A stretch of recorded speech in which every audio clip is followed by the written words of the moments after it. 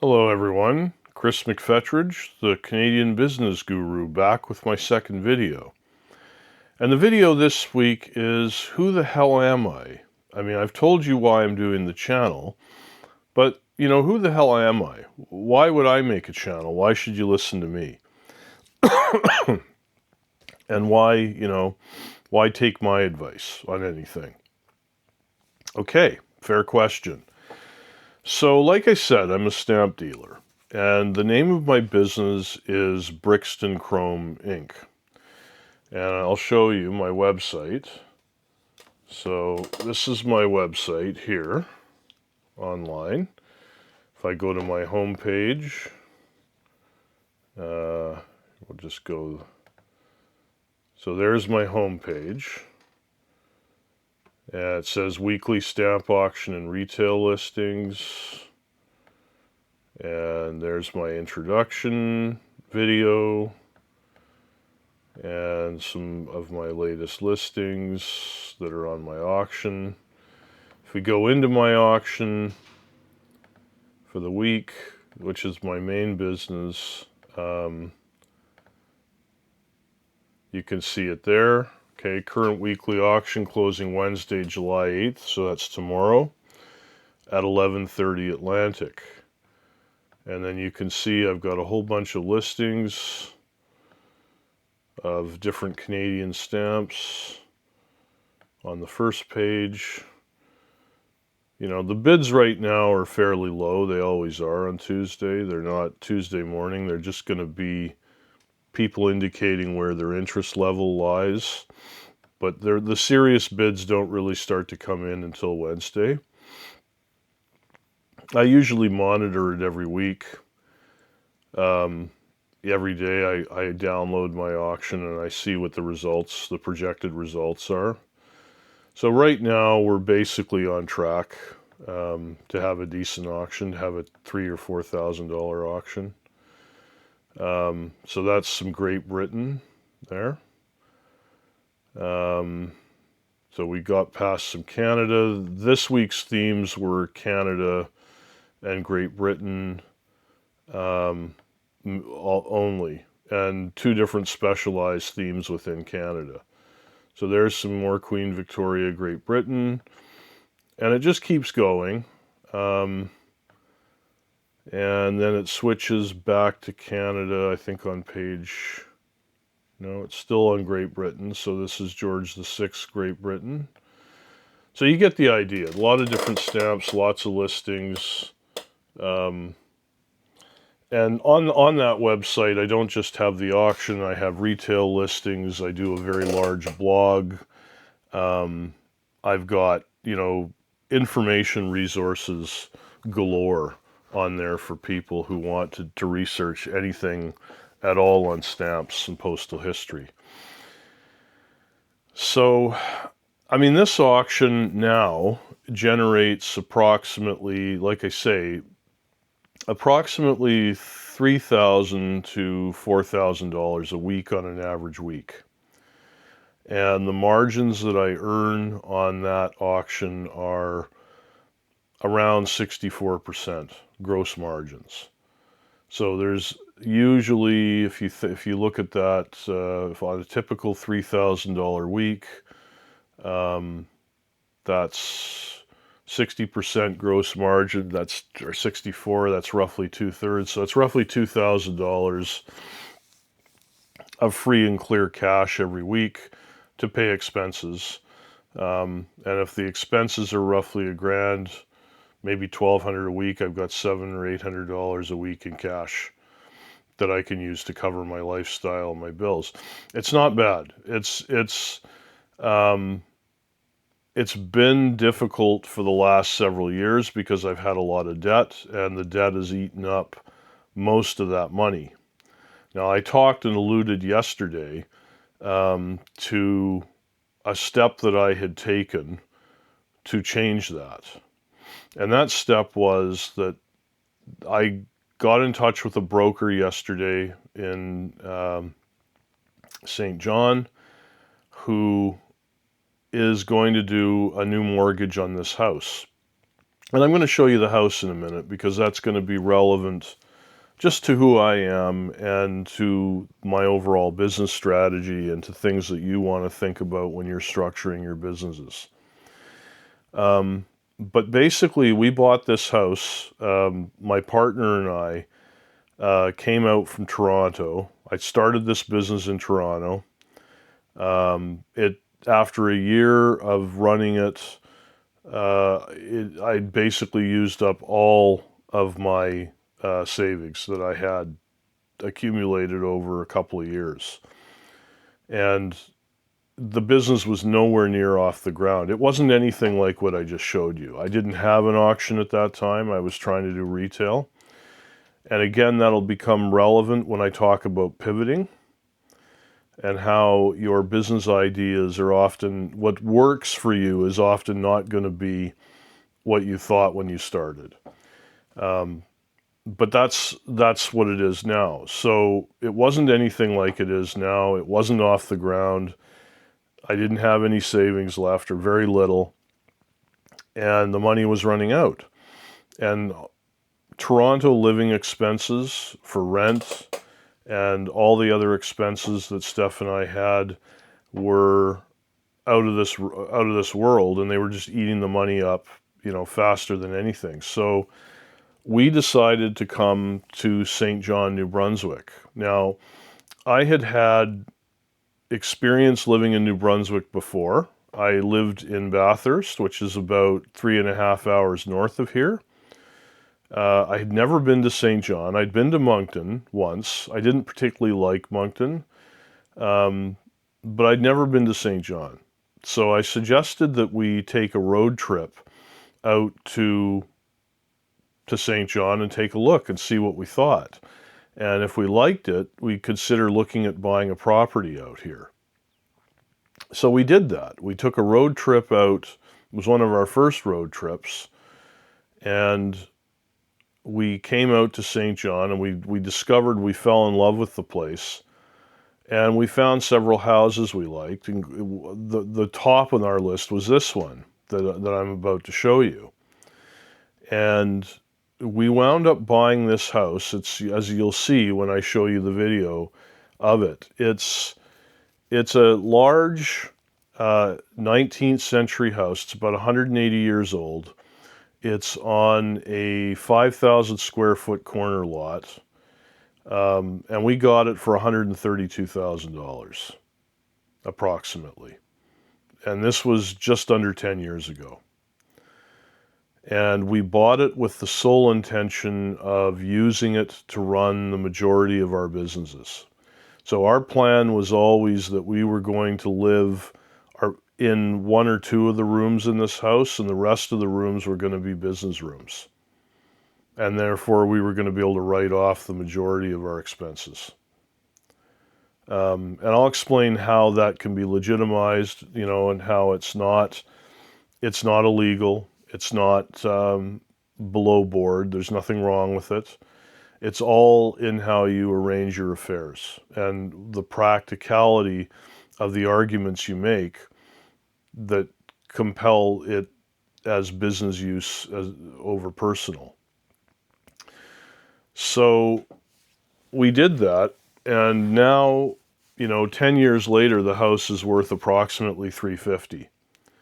So I've got a fairly large amount of equity in it.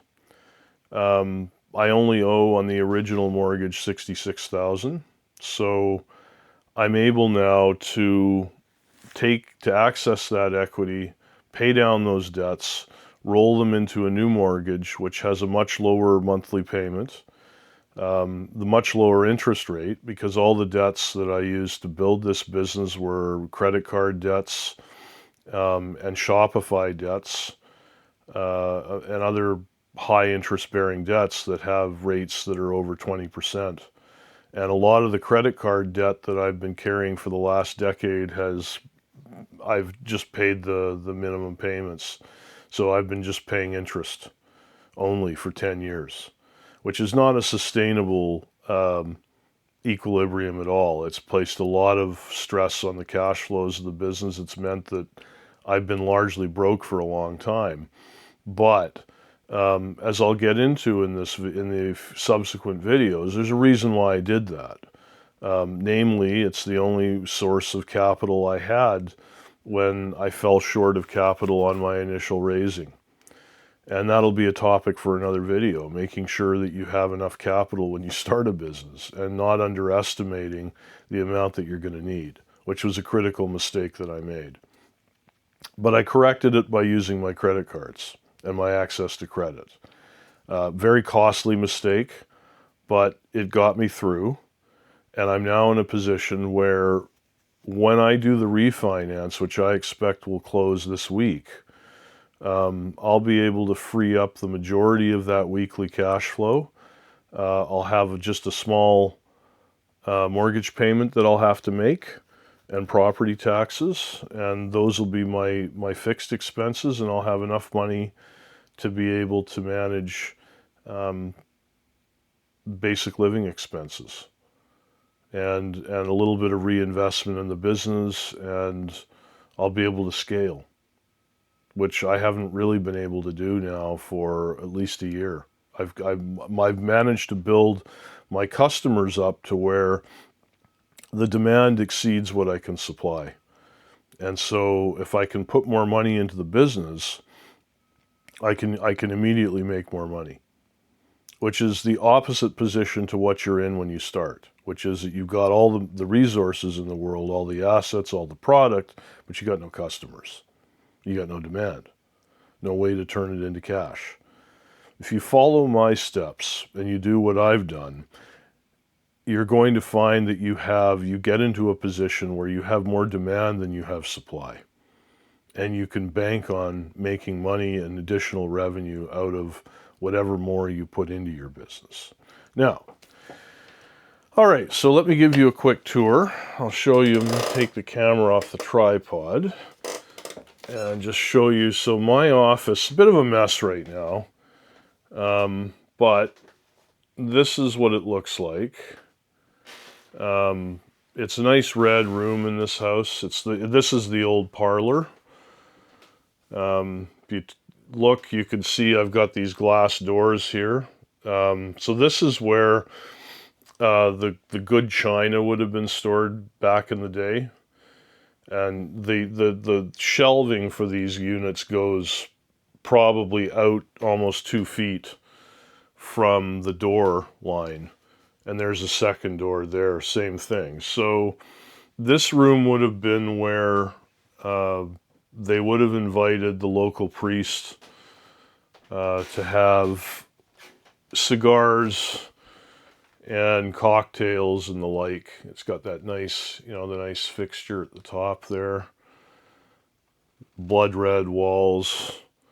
I mean, the stuff, all my inventory is all over the place here, or a lot of it. I've got to do a bit of a cleanup, but it's a real office, with a lot of inventory and asset in it.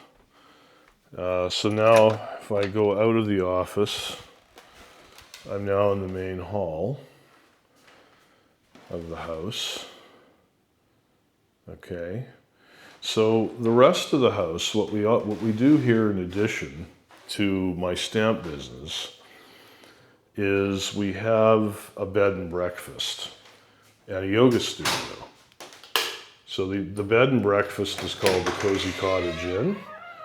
And so we've got a living room that we use for our guests, as well as a place that we serve breakfast in the mornings. So that's the living room. You can see it's spick and span, spotless. We don't go in there at all, really, except to serve the guests. Okay, then we've got in here, just going to turn the lights on, we have the yoga studio. And this is where my wife has their yoga business.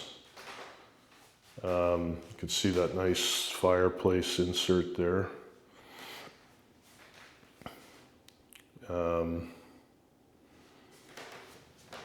Yeah. So that one is about to move out of there, and we're going to move that into a commercial space in the next couple of weeks. So that I've got to decide what to do with the space. This is just the stairs going upstairs to the rooms. The kitchen is in there where we serve our guests. Oh, there's one of our cats. We've got 3 cats, so that's Jack. That's our tabby. And there's another little cat named Ernie, and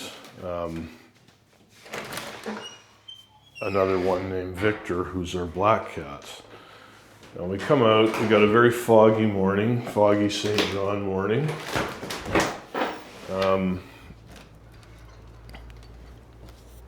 Yeah, you could see the fog.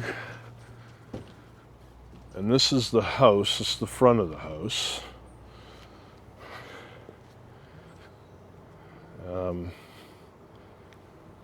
If we go out, I gotta go quite far out on the road for you to see it all. But that's what the house looks like from the road. And then the yard, which we have deer that live in this yard or that go and hang out here all the time. It's a bit overgrown right now because I've got a water problem back here that I've been trying to drain out. And once that gets drained and the water gets out of there, I'm going to be able to have the guys come in and mow it. But that's the house. So it needs a little bit of paint. That's the only thing I really have on my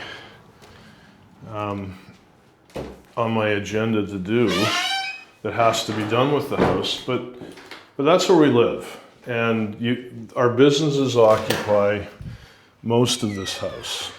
You could see I showed you my office. The downstairs here was my office, the studio, and the living room and the kitchen, which is a sort of a mixed business personal space. But the way this is designed, everything is a common area, including the upstairs hallways. Upstairs, we have 2 rooms that we have for guests. We live in the main bedroom that's across from the top of the stairs. And again, the bedroom is a completely personal space, but the stairways and the hallways and the common areas are not. So I don't have exclusive use of those spaces and enjoyment of them at any time during the day, except really at night. So I can't walk around nude in the house. And therefore, if I can't do that, then it's not a strictly personal space. That's the main argument. The other is, even if I could,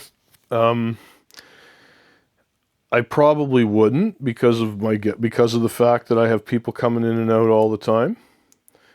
And the other thing is, because I have the public coming in and out of here all the time, I have to keep it very clean. I can't use it and live in it the way a normal person would. The bathrooms have to be completely spick and span. They have to be, the upstairs bathroom right now is clean to a hotel standard where it looks like nobody's ever used it. And it has to be kept that way. So we don't use it. We have our own ensuite bathroom in our room that we use. I have a small utility bathroom down here through the kitchen that I use when I'm down here in the office. But I don't, as a general rule, touch the one upstairs, ever.